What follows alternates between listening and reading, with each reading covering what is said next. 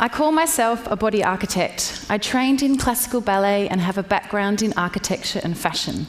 As a body architect, I fascinate with the human body and explore how I can transform it. I worked at Philips Electronics in the Far Future Design Research Lab, looking 20 years into the future. I explored the human skin and how technology can transform the body. I worked on concepts like an electronic tattoo, which is augmented by touch, or dresses that blushed and shivered with light. I started my own experiments. These were the low-tech approaches to the high-tech conversations I was having. These are Q-tips stuck to my roommate with wig glue. I started a collaboration with a friend of mine, Bart Hess. He doesn't normally look like this. And we used ourselves as models. We transformed our apartments into our laboratories and worked in a very spontaneous and immediate way. We were creating visual imagery provoking human evolution.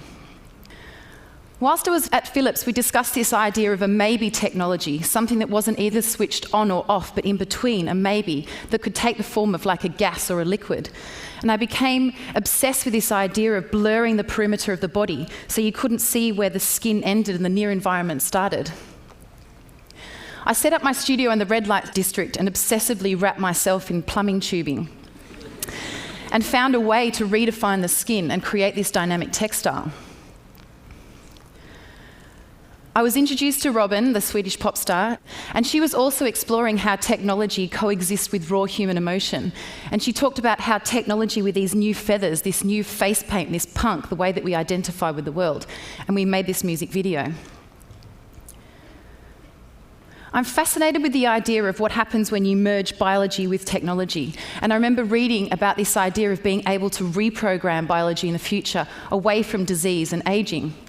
And I thought about this concept of, imagine if we could reprogram our own body odour, modify, biologically enhance it, and how would that change the way that we communicate with each other, or the way that we attract sexual partners? And would we revert back to being more like animals, more primal modes of communication?